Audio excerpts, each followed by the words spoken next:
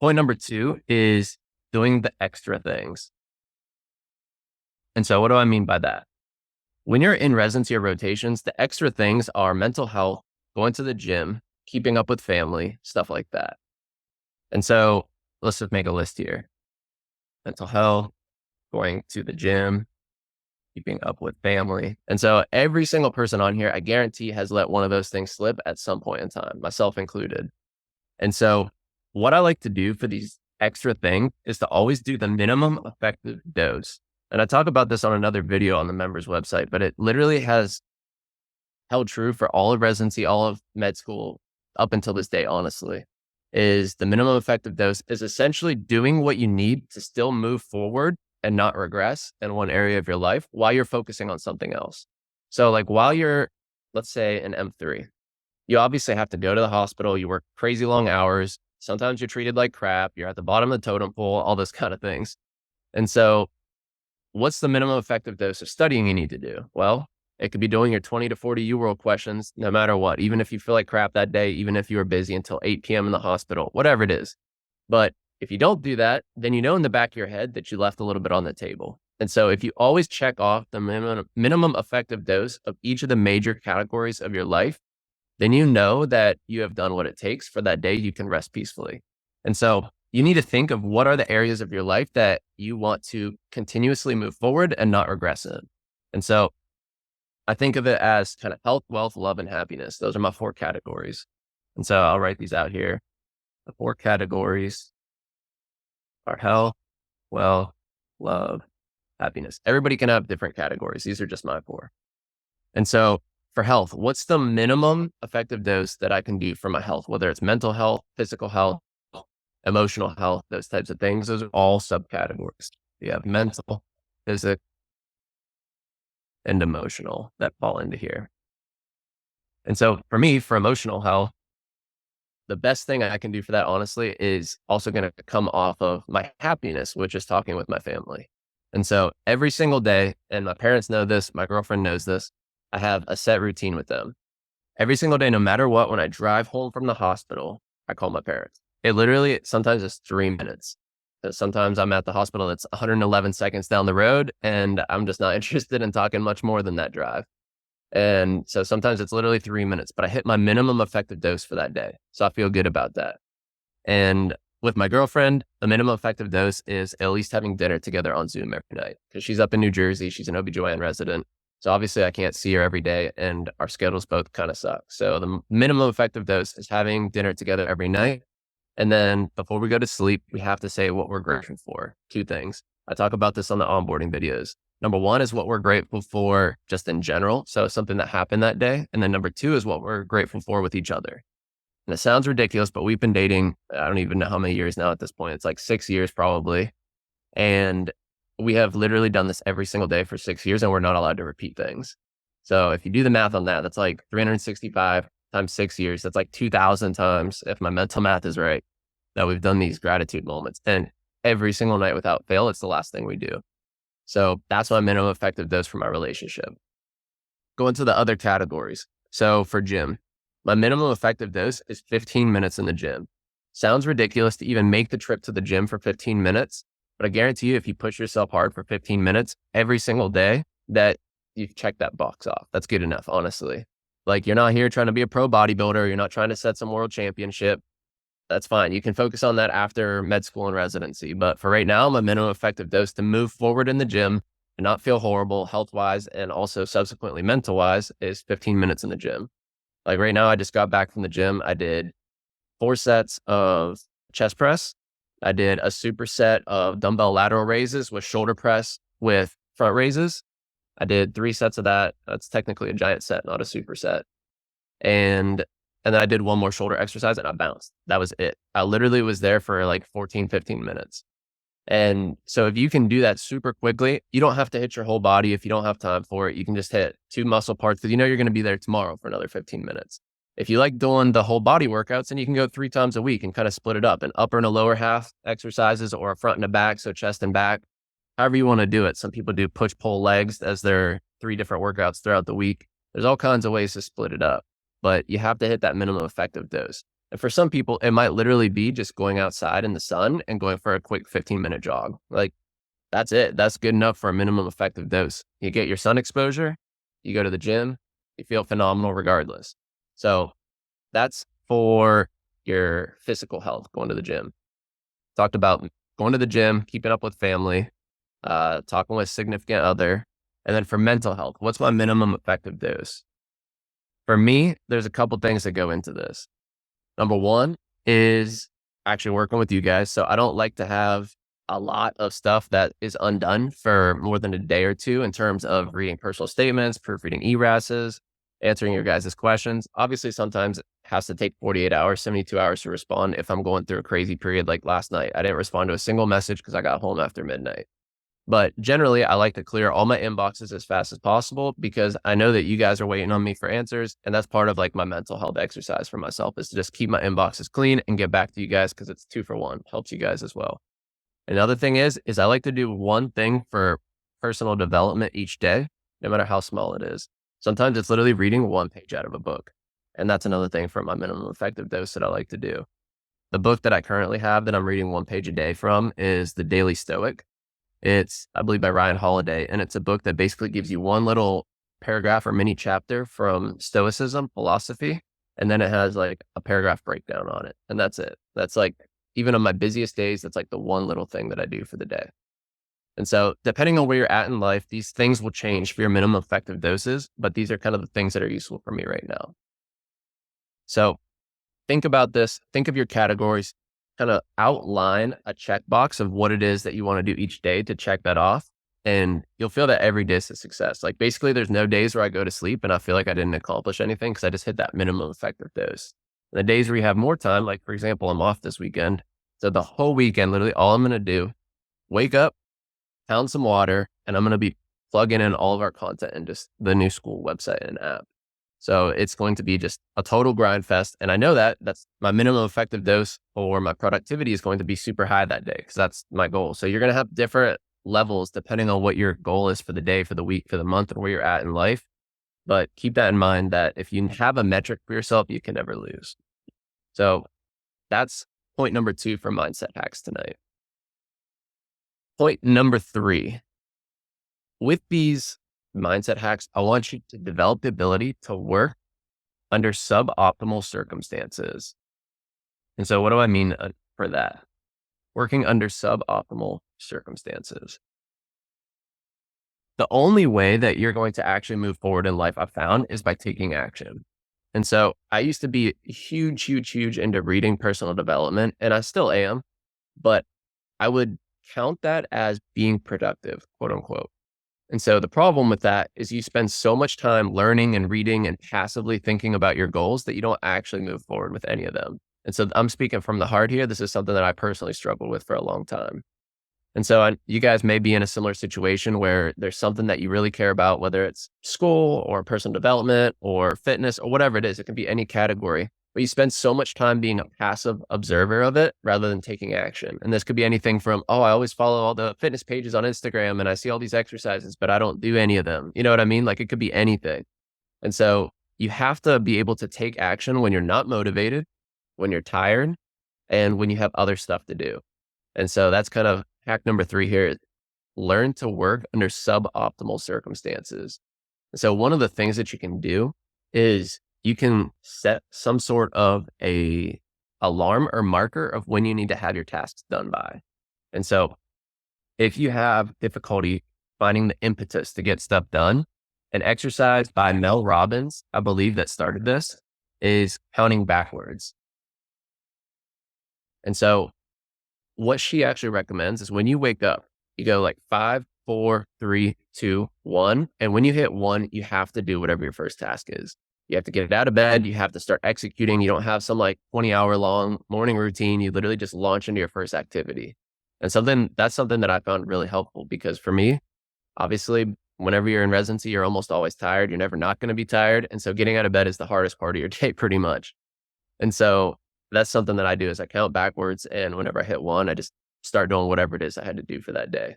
The way to make that actually effective is to have already planned out the night before what you're going to do. So you don't have to have your whole day planned out. I've tried that many times and it's almost never been successful for me simply because tasks always balloon to fulfill the time at least that you allocate for them, and sometimes even more. It's Parkinson's law essentially. And so if you don't stick to guidelines and schedules very well, like myself, you at least have to have the first task planned out. And so that's why, like for this weekend, like I was telling you, I might get nothing else done, but I'm gonna for sure be working on school this whole weekend because that's my first task. So if you know your first task is UWorld, for example, then you know you're gonna get your UWorld done no matter what. And so that's one way that you can kind of leverage all these tactics together to make sure you at least get the most important thing done. And if you guys go through the school modules in the board section where I talk about your daily schedule for studying and your daily routine, the very first thing on there is when you construct it, you start with your worst or the most important task. And so Brian Tracy, he's a personal development coach to like Fortune 500 CEOs. He has a whole book called Eat That Frog. And it means that you literally do the absolute worst part of your day first, because that's the thing you're going to be dreading all day. And it's going to slow down all of your other tasks because you're going to find ways to procrastinate to not get it done. Like if you have an animal, you're going to find a way to take them for a walk, clean the litter box. You're going to empty your dishwasher. You're going to do all those little tasks that don't really push you towards your goals because you're procrastinating on the one thing that's going to move you forward. Because it's obviously the worst. It's the most painful. It's generally the most tiring, fatiguing, mental wise, physically wise, whatever. So the steps by step for this here is, remember, you have to work under suboptimal circumstances. To take action, try the counting backwards tactic from Mel Robbins, 5, 4, 3, 2, 1, and then make sure that you have something planned out the night before for your first task. This little kind of flow chart right here, you can even just write that on a sticky note if you need to remind yourself, because all these things are hard to implement. But if you have an actual way to fall back, I call it a fail safe, then you know that you're going to reach your goals. So that's kind of tactic number 3 here, is getting yourself to work under the suboptimal circumstances. All right. What is the highest leverage task that you can do to put yourself on the road to success? Well, in my opinion, it's actually mindset. And so that's why I spend so much time on this call, on the members website, et cetera, talking about mindset, because these are things that I wish I would have learned earlier on, because it just leads to easier and quicker success. One of my best friends, his name is Cyril. He's a dentist, actually, pediatric dentist. He just finished up with residency a few months ago. And I was talking with him on the phone the other day, and he was asking me, he's like, well, what do you think I should do before my first job? Like, I got a month or two, I'm kind of just hanging out. And immediately my first answer was, bro, work on mindset. Like, work on ways to develop yourself better, to become more resilient, to be able to think quicker, to be able to learn faster, build a network better. All these types of skills, these intangibles, are the fastest way for you to essentially reach your other goals once you start practicing as a dentist. And he was like, dude, you're 100% right. Like, and he was trying to think, because I studied with him all throughout college. Like, I've known this guy for like 11, 12 years at least. And he's like, the one thing that you always did that set you apart was you were always finding ways to optimize yourself. And that just led to everything else that you did being easier. And so that's why I want you guys to learn this stuff now, so that you're not learning this in residency and you're not learning this maybe even down the road as an attending. Like, you're leveraging these tiny little data points now so that it makes your success easier. And so that's why the highest leverage task is always your mindset. If you have downtime, what can you do? And so you want to fill the voids in your schedule with some sort of development. And so there's so many different ways that you can do this.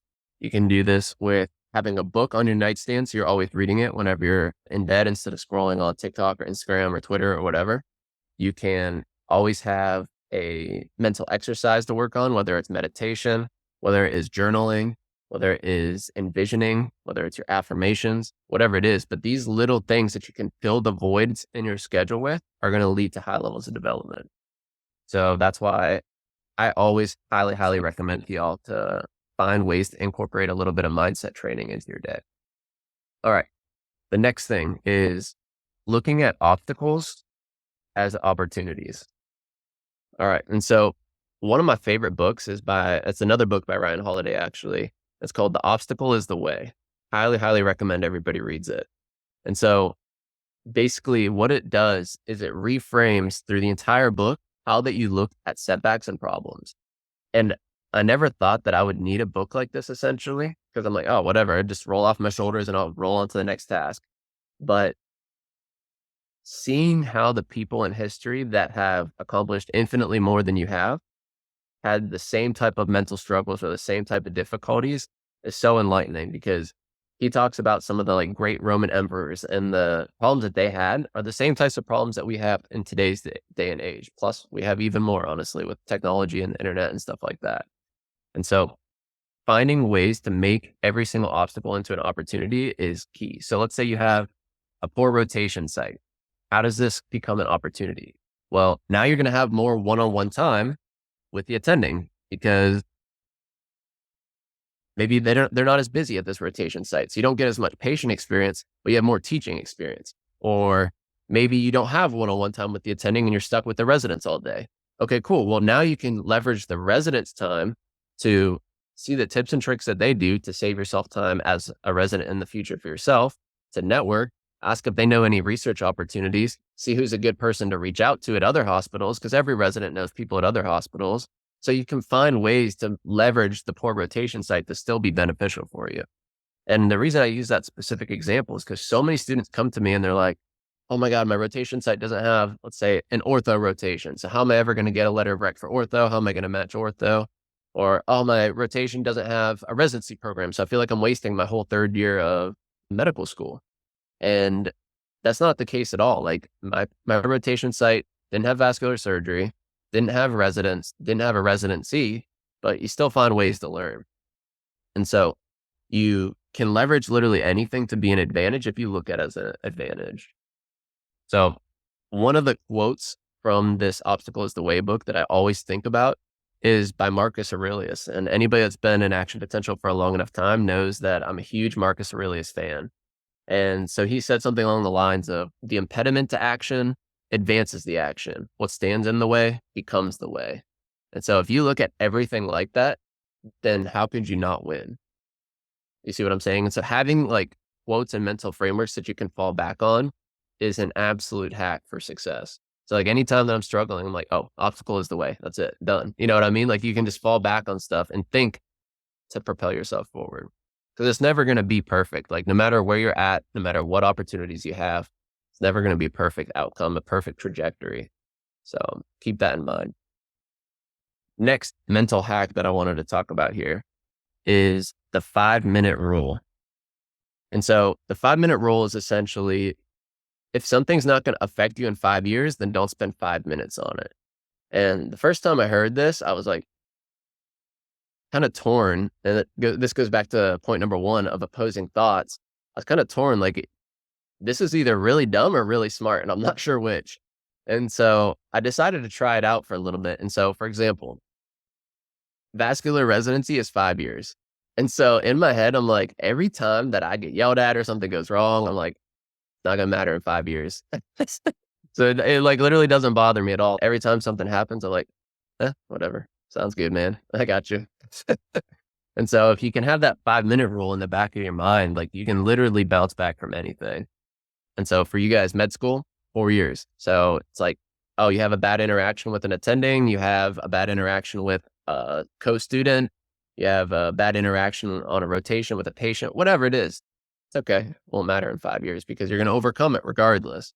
One of the quotes that, and I'm going to paraphrase massively because I can't remember it, but one of the quotes that I heard a couple years ago and I thought was really advantageous to utilize for yourself was essentially like, I've never seen somebody that truly desired success not get it.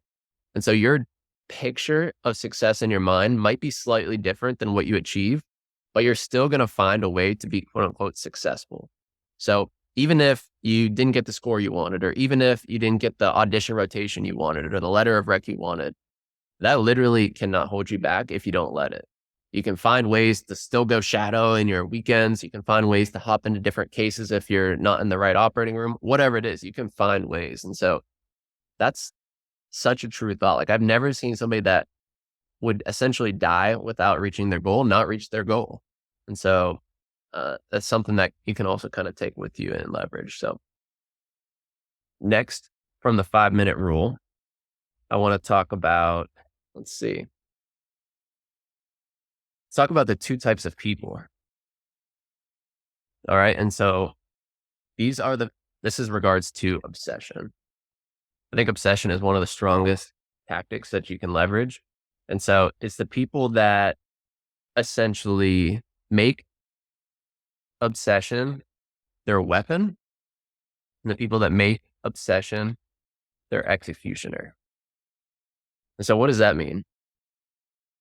The people that are absolutely obsessed with going after their goals, they can use that as the most powerful weapon of all time. And there's a book that I read back in college, I think sophomore year or junior year of college, and it's called Be Obsessed or Be Average. And it's kind of a polarizing title, but the main message from the book was if you can find something that you're passionate about that you can become obsessed about every single day, there's zero competition out there for you because 99% of people, they go through life doing something that they're not really that obsessed with. And for me, I'm going to be completely honest with you guys. I'm not that obsessed with vascular surgery. Like, sure, it's cool. I enjoy it. I think it helps a lot of people, but I'm not that obsessed with it. I'm easily, hands down, more obsessed with mentoring and coaching people than I am with vascular surgery. Like having a student that's like, bro, I finally accomplished XYZ because of what you told me. Like I had a student today that was like, my score just went up 20 points in the last like 15 days because of what you told me to change. I'm like, that's freaking awesome. Like that's a really good feeling. And that's something that I really, really love. And I see myself doing super long term, like even into the next couple decades. And so action potential is just going to inherently grow with that over the years. So, and that's not to say that I'm not going to do vascular surgery in the future. And that's besides the point. But I think that it eventually is going to take a back seat even more.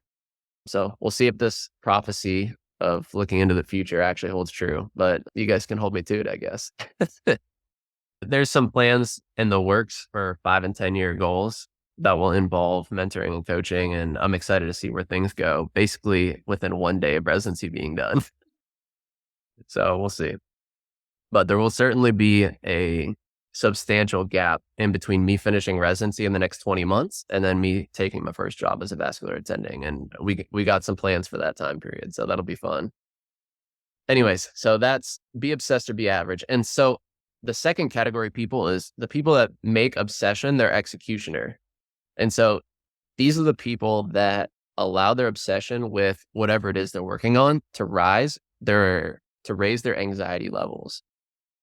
And so this is something that a lot of us fall into from time to time because you might be obsessed with studying. And so this is why you have to build these mental hacks into the background so that high level of attendance does not cause a high level of anxiety and stress. And so there's a couple different, let's say, curves to the anxiety spectrum. And so I'm going to just freelance this here and free-ball it. We'll just talk about something that I'm making up as we go, but it's something that I've kind of envisioned in my head before. And so let's talk about different phases of anxiety. So phase number one is low care about a task, and that's going to cause low anxiety. Number two is going to be high care about tasks, and that's going to cause high anxiety. But there's different variables that we can plug in. So for low care about a task, low anxiety, if you have low care, but high importance, that can still cause high anxiety. So let's say that you don't care about histology, but you know that if you fail your histology test, you're going to literally have to remediate the year. So that still has a high importance. That's going to cause high anxiety. Well, let's go to number two. If you have a high care about a task and a high anxiety, what if you have high care, but high mental fortitude? What's that going to cause? That's going to cause low anxiety. So you can literally change your anxiety levels about something by how you think about it and how you prepare for it. And so how can you build that mental fortitude? Well, you can build your mental bank account. That's how I think about it because it honestly makes it like really tangible. And so every day you make deposits. And so that's why you do these little things that we're talking about, because every single day, if you do little things that make you mentally stronger, then there's literally just no way that whenever a disaster strikes that you're going to crumble. And so this is something that I think about honestly on almost a daily basis. It's like, how can I become unkillable? And it sounds like super extreme, But if you put yourself in that perspective, like, how can I become so unmistakably mentally strong that I could work through just about anything? Like, God forbid, a family disaster, you still go to the OR and you operate 10 minutes later. Like, you got to have that type of mental development. And I think the only way you can do that is to make deposits into your mental bank account every day.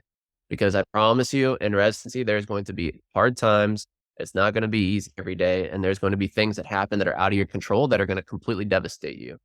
Like, and not to get into the specifics, but I know somebody who at the residency, her mom is having health issues. She's in and out of the hospital, in and out of chemo, and she still has to show up every single day and deliver babies.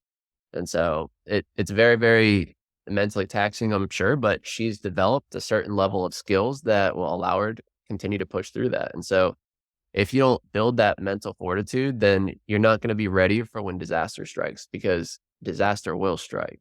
And I'm not trying to be negative Nancy about it, but we all are going to live long enough lives that something will go wrong in the next decade, in the next 2 decades, in the next year. You never know.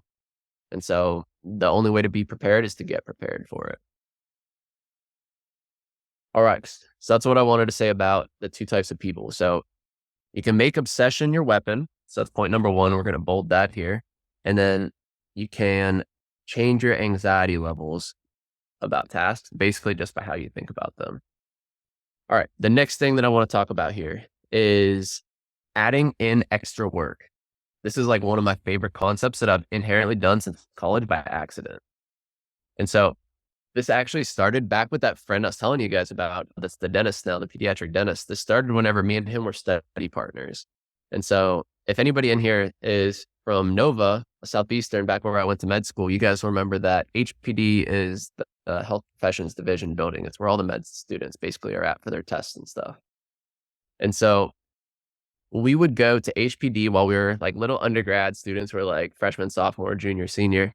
And we would go there and study, and we would quote unquote punish ourselves by not allowing ourselves to drink Arizona green teas until we had filled an entire whiteboard with writing of studying.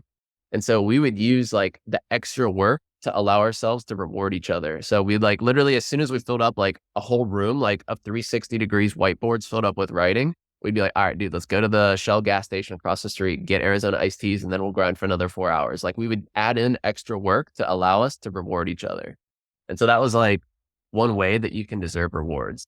And so how can you implement this in your own life? Well, you want dessert? Okay, cool. You got to do an extra 10 minutes in the gym. You want to drink a nice coffee, whether it's Starbucks or a fancy place down the street? Okay, cool. Well, make sure that you put in 2 hours of distracted focus with zero distractions. Okay, cool. You want to get a massage today? Well, you better have went to the gym. You better have got your studying and you better have eaten right. You better have done all the other things, or else you don't deserve that massage at 7 p.m. Like, whatever it is, like, set extra work boundaries for yourself so that your reward actually means something. Because if you just reward yourself for no reason, then the reward itself is going to be for no reason. And this is something that I've thought about more and more lately, even though I've kind of done this back for like the last decade since college. I think about this now because I'm like, what can I do to almost like entice myself to work harder? And so now, like, my most random weird obsession is nice sparkling or mineral water. And I'll show you guys like the latest ones that I've got here, just because they're my favorite thing now. And it's like such an easy motivator to work harder when you're studying. My favorite all time is Mountain Valley. It's absolutely phenomenal. And I didn't realize this, but the bottling plant, like the actual headquarters, is in Arkansas. So I actually went and traveled and saw it a couple weekends back. And then the other one that I just tried is called Castle Rock Water.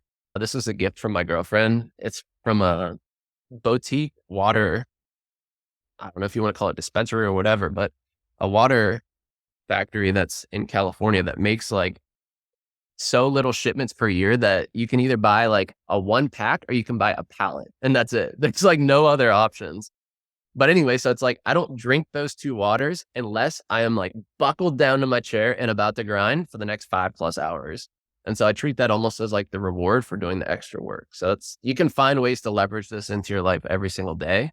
And I highly, highly recommend it, because what do you have to lose? You know what I'm saying? Like, this can only make you better, essentially. And think that's it, guys. I don't really have anything else to talk about in terms of mental hacks for tonight. These are just like literally random bullet points that I jotted down like while I was at the gym today that I wanted to touch on with you guys. Now let's jump into some Q&As. If you guys want to drop a question to the chat, if you guys want to just shout it out, I don't care. I'm all ears. I'm happy to talk about whatever, kind of strategize, pick apart different things that are confusing you, whatever it is, I'm down. I hope that was helpful if you guys enjoyed that. Cool. I see Sid dropped a comment in the chat. He said, "Be water, my friend. The teachings of Bruce Lee. This is a great short read. Just finished it. Written about Bruce Lee. Talks a lot about abundance and growth mindset. Tons of the same stuff you brought up at the start. Loved it. 10 out of 10. Awesome, man. Awesome. I love to hear that. What are you guys up to? You guys want to talk about anything in particular? You guys just came for chilling and checking out the new Q&As, and I appreciate everybody that showed up. Honestly, it means a lot. Let's see. Does anybody have any other questions here? I have a question. Yeah, fire away. Hi, everyone.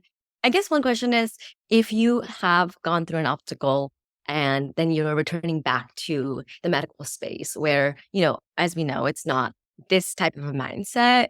So how do you kind of when there's questions asked about a certain obstacle, like maybe an exam, how do you kind of have that conversation when you're asked? Because I feel like if you lie about it or if you like avoid the truth, then it feels worse on yourself.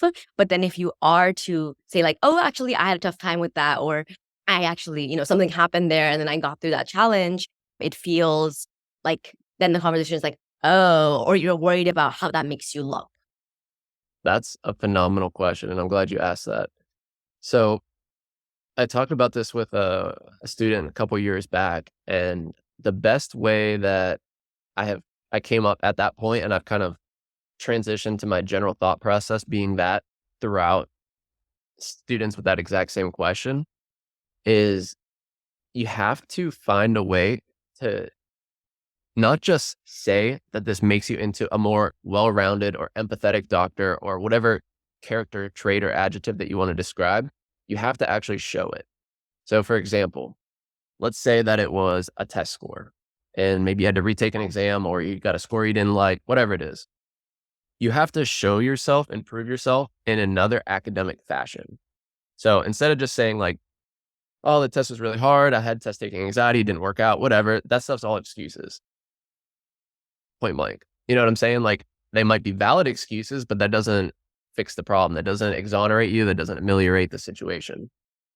And so if you had a bad academic experience, then other ways that you can come out ahead, number one is putting forth more effort in a different strata, putting forth more effort into something else that's academic, such as research.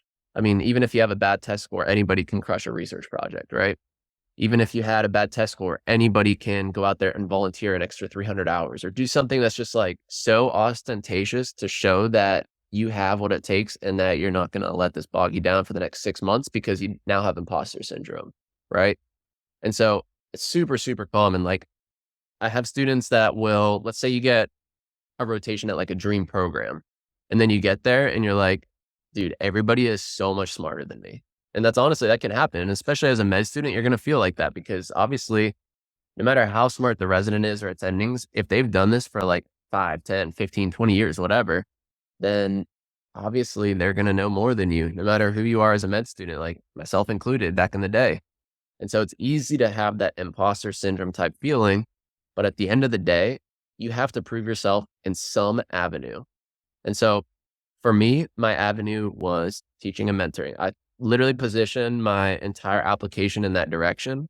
I maxed it out. I went as hard as I possibly could to the point, obviously, of starting my own company. But that doesn't have to be your thing. It can be anything. So, like, if your passion is helping out nannies at or grannies at a nursing home, then go so hard in that that you raise money for them to have better dental care, for them to have better support in the nursing home. Go in there and like volunteer 3 times a week, like whatever it is, like just leverage super hard into that and find a way to make yourself stand out in another avenue. And so that's what the whole applicant strata is about, is finding ways to put your strengths on display. And so I always talk to students about this because a lot of people will be like, well, I don't have a lot of research projects, or maybe I don't have a certain strength on my application, whether it's score wise. And at the end of the day, if that's not what your strata is, then you can find a way to still showcase your strengths. Like for me, I absolutely hated research. And I knew that if there was anything on my CV that could invoke imposter syndrome, it was research. And so I did it. I got tons and tons of presentations because I just did it through sheer grit, essentially. But was I good at it? No. Did I have a lot of knowledge of it at the time? No. And so I didn't talk about that in my personal statement. I didn't focus on that in my experiences. I just had it. So I had the number, whatever the bare minimum was for vascular. I made sure I cleared it. And I literally only got asked about it at like 2 interviews. And you would think research would be like one of those things, especially for vascular at academic places, that you get asked about like every day. But I got asked about it at like 2 or 3 interviews because it's not what I focused on. Like if they would touch on it, I'd be like, oh yeah, that was just something that I did because I thought it would be cool to really dive into. But really my actual passion is in tutoring and mentoring med students. So you can like flip it to talk about your strengths and really showcase whichever applicant strategy you want to focus on. And so one thing that you need to keep in mind, like during interviews especially, is there's no possible way for somebody to know more about you than you. And that's an empowering thought process because no matter what happens throughout the interview, no matter what they say, what they bring up, what they point out, if you know in your heart of hearts that you're the type of person that's going to do what it takes to succeed, that's going to reach your goal, that's going to treat your patients better than anybody else, those types of things, everything just rolls off of you. You know what I'm saying? Like there are interviews that drive you hard, like they're pimping you on the interviews, they're trying to pick apart your CV, whatever it is, that can happen. And most of them aren't like that. Most of them are pretty chill, but some of them have that good cop, bad cop to try and see how you respond under pressure. And so if you know yourself well and you know in your heart of hearts that this is me and I'm not going to let a number define me, or I'm not going to let a lack of research define me, whatever it may be, then you can still put your other strengths on display. So you have to just be ready for it because it's going to get brought up. If you have a step 1 fail or a step 2 fail, whatever it is, it's going to get brought up because why not? Like out of 15, 20 interviews, somebody's going to bring it up. So you just have to be ready to roll with it and throw your strengths on display. So that's kind of my best advice for that is know yourself, be ready to focus on an applicant strata that embodies you. If Scholastic is not your thing, it's not your thing. It doesn't have to be. Like I talk to attendings all the time in the hospital, and so many of them literally either failed or got bottom quartile on their boards. And you're like, well, duh, 25% of people got to get bottom quartile and they're still attendings. You know what I'm saying? And so like the smartest attendings, like you'll see somebody that's like an infectious disease attending. You read their notes and you're like, dude, this motherfucker is way too smart for me. And you come to find out that they like failed their boards and you're like, holy crap, like that's crazy. You know what I mean? And so you can't let that define you. You have to still know what your own personal strengths are and allow that to catapult yourself forward. Does that help? Awesome. Awesome.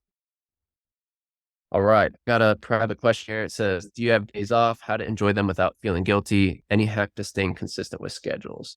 Good questions. And by the way, if you guys have something that you want to just privately message me, you can just DM me directly on the meeting chat and I'll just keep it private if you'd like. But I'll still answer it out loud so everybody can benefit. So first question, do you have days off? So I don't want to, this will be kind of one of those things that's like, take what you want from this and don't necessarily feel that you have to follow this. So for me, on my days off, I do what I enjoy. What I enjoy is working on action potential. So would you look at that as a day off? Most people would say absolutely not. For me, yes. My actual days off, the only days off that I take off like 100% are the 3 weeks per year that I get off from residency that you're allowed to take a week off straight. And those are the 3 weeks that I travel and see family and my girlfriend. On those days, I don't touch my phone. I don't get back to emails. I don't get back to students, nothing. Those are the 3 weeks I take 100,000% off. There could essentially be a bomb in my living room and I would still go out to have dinner with my girlfriend. Like that's like how off I am. Like I don't do anything that is not pure enjoyment on those 3 weeks. Is that the best answer? Do I say replicate that? No, but I'm just being honest. How to enjoy days off without feeling guilty? I think that having a whole day off that's like hedonistic enjoyment just doesn't really make a lot of sense to me. So even if I'm taking a day off where I don't do much else besides like work on stuff for action potential and I don't have to round on patients or whatever, I'll still go to the gym or do something that I feel is fun, like find a way to make your hobbies into things that are mutually beneficial for you.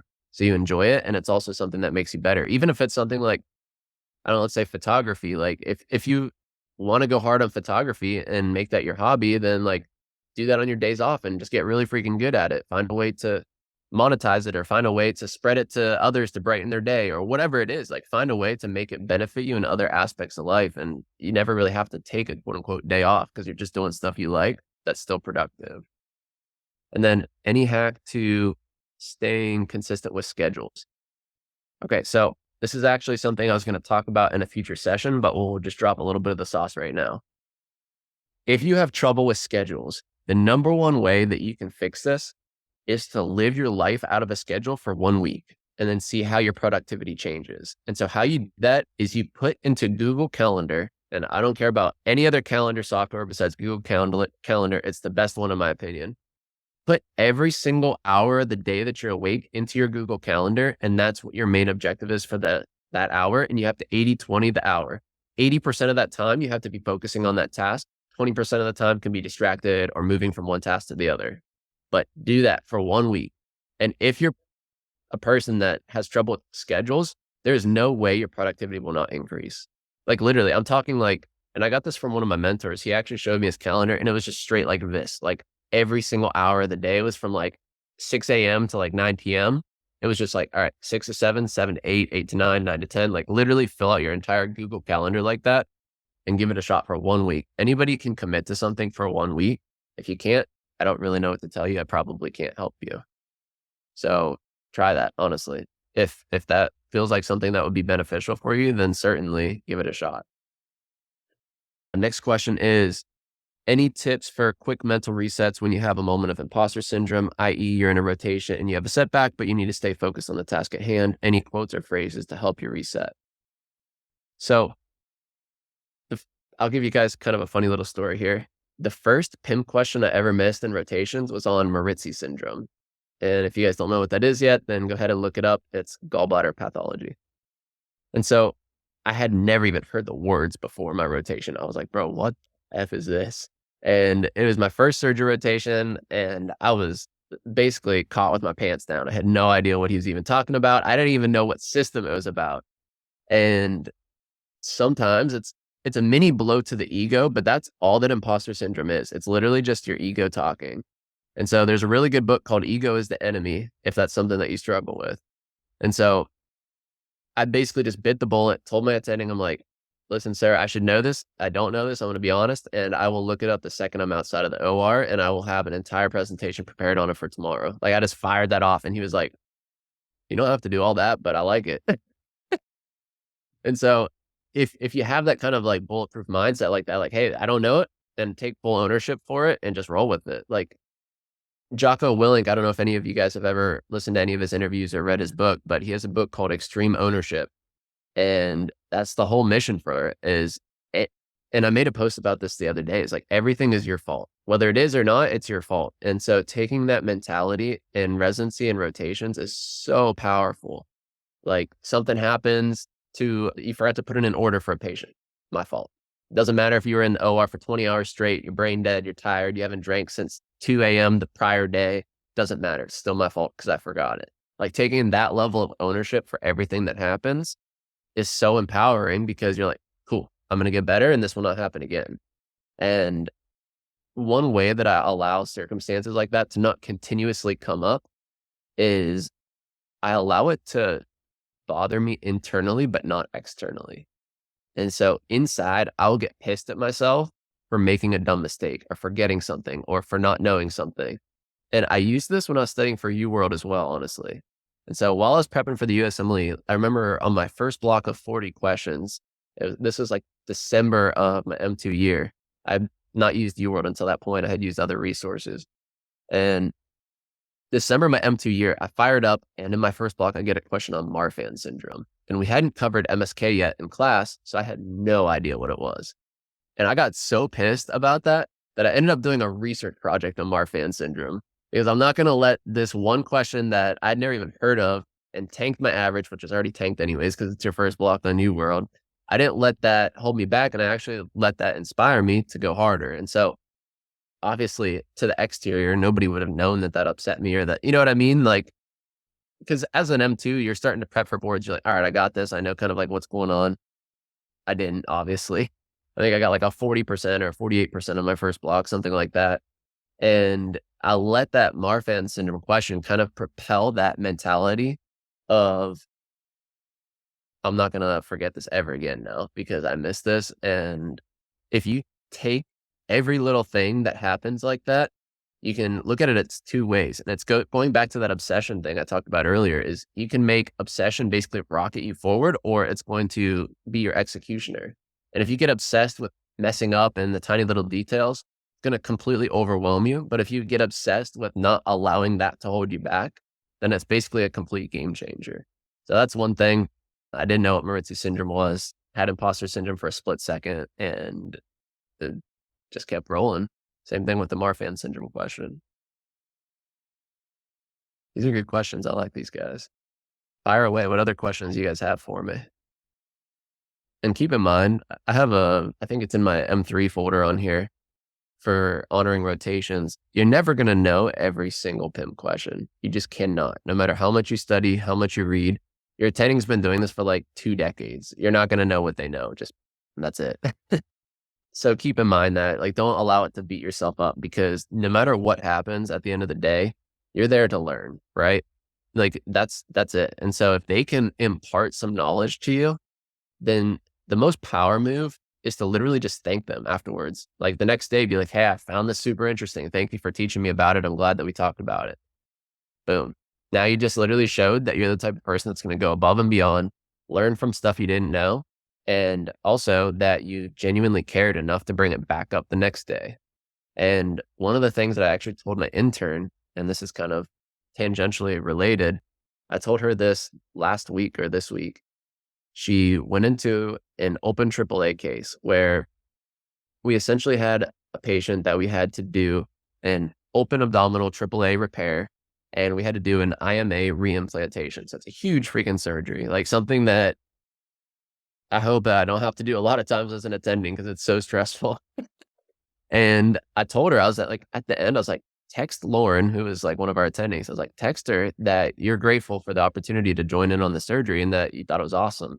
And she did that. And our attending fired back. She was like, oh, you're welcome in my OR anytime. Like, this is awesome. Thank you so much for participating. Like that little extra step, like how often does an intern text an attending to say, thanks for letting me join in on a cool surgery? Like never, you know what I mean? And it's such a small gesture, but I've known Lauren since she was actually my chief. So she's like one of my attendings now. And I knew that she would like that type of vibe because she's really big on respect. And so that type of thing, like taking that tiny little extra step can go so far. And I honestly don't even know how we were talking about PIMP questions and thanking your attendings for the learning. And the easiest way to stand out on rotations is to just be a normal, likable human being that is grateful for the opportunity to be there. Honestly, like it sounds so basic and so trite, but we have students all the time and even residents that come through and it's like they just don't care to be there and it shows. So even if it's not your goal specialty, let's say you want to do psych and you're on your OB rotation or whatever it is, like find ways to make that applicable. Like find ways to work up the psych diagnoses more, find ways to like learn skills that will be applicable for you in the future. Like having those hard conversations with patients, like be the one that goes and talks to the patients that had something go wrong with a pregnancy, whatever it is, like build a skill set that will still be valuable for you in the future. And that was something that I tried to do on every single rotation. And part of it was I wanted to learn as much as possible so I'd be a better teacher for my students in the future. And that was like the way that I made each rotation exciting for me. Like I don't know the first thing about how you guys go through all these different rotations and mentally think about it. But for me, I just was like, I want to know everything. Like that's how I just looked at every rotation because I'm like, okay, cool. I just got pimped on gray platelet syndrome. That's not even a thing for the USMLE, but I'm going to know it. And so if you can treat every single opportunity as like, I'm going to know everything, whether it's so that you're a better doctor for your patients, so you're a better teacher for your students, whatever it is, like if you can leverage that mentality, then you can essentially not lose in the long run. because at the end of the day, you're going to have stuff that is in the back of your memory bank that you can pull on as an attending or as a resident that you completely forgot was even a fact, or that you completely forgot you had even seen. Like somebody shows up with ITP. You saw that in your M3 rotations. You haven't seen it for 3 years. What do you do? Like, do you give them steroids? Do you give them rituximab? What do? You know? And if you can use these tiny little experiences that might just be one patient that had a disease or one patient that had a social issue that you figured out how to solve, those will stick with you for quite some time. And so just treat every single learning opportunity like that. Even if it's a stupid slide in a class you don't like this might serve a patient at some point. So look at it like that. And I think it's extremely valuable. All right, got a good question here. A lot of these are really great ideas or insights. Any advice or approach you recommend to implement strategies or begin taking on changing mindsets? My recommendation is one thing per day. So take a note on the stuff that we talked about tonight. Anything that you felt was beneficial for you, write it down and then put it on your calendar for this is what I'm going to try for this day. And that's it. And that way you can make your day a binary win. You either yes, implemented it or no, you did. And so if you have enough guesses stacked in a no, then you build confidence in yourself. And honestly, confidence comes from competence, and competence comes from doing what you say you're going to do. And so at the end of the day, you do what you say you're going to do, your confidence goes up, you get better, become a more well-rounded doctor, person, resident, attending, whatever it may be. And so that's kind of the framework that I like to use for that. So pick one thing. So out of all the things that we talked about today, let me just pull up in my Google Doc here. We talked about having opposing thoughts, talked about doing the minimum effective dose, talked about working under suboptimal circumstances. We talked about the highest leverage task being mindset. We talked about looking at obstacles as opportunity. We talked about the 5-minute rule. If it doesn't matter in 5 years, don't spend 5 minutes on it. We talked about the 2 types of people and how they think about obsession. And we talked about adding in the extra work or allowing yourself to have rewards. And so pick one thing. Like if you struggle with motivation, give yourself the carrot at the end of the stick. Give yourself that extra reward, but you force yourself to execute for X amount of hours before you get that reward. So that's like one example, but just pick one thing each day and implement it because it's very simple to implement one thing a day. Anybody can do that. If you try to implement 50 things, it's hard, but take those like 7 or 8 different things we talked about and make that for your next week. You do one thing each day and see which ones actually benefited you, and the rest, throw them out the window. Don't matter. Awesome. Any other questions for me? Let's see if anybody dropped me in school while we were on the live because I got a couple notifications in there. It's a bunch of people introducing themselves. I appreciate you guys introducing yourselves on the intro post. Well, if you guys don't have any other questions, then we'll call it a night here. We've been firing away for about an hour. What I'll do is I'll upload this to the members website if you guys need any, and I'll upload the notes for it today, just so you guys have it to refer back to if you want to. But we're going to do a bunch more of these. And if you guys want, you can submit questions via private message on here. Or if you're not able to make the session, then you can just drop a comment or a question into the post that I make announcing each live session, and I'll just answer them live and you can check the recording. But I want you guys to be able to have these as an opportunity anytime you're struggling to know that you guys can reach out and have somebody to support you, whether it's mindset, whether it's scholastic wise. If there's something that you just physically are having trouble and difficulty learning, let me know. I'll have some of my high scoring students come on here and teach a few sessions. Whatever you want to do, we'll do it. I just want this to be the best opportunity possible for you guys. I got 2 peds residents that are prior mentees of mine that want to hop on and do some live sessions in the next month or so. So I'll have them come by if they're available. I'm going to have my girlfriend, who's an OBGYN resident, come on, and I've basically coerced her to do a live session. So she'll come on and answer you guys' questions. Of course, I'll be doing them. We're just going to have some fun, and whatever you guys need, I'm here to support you. Thank you. Thank you for joining. It was good seeing you guys. Thanks, man. See you later, man.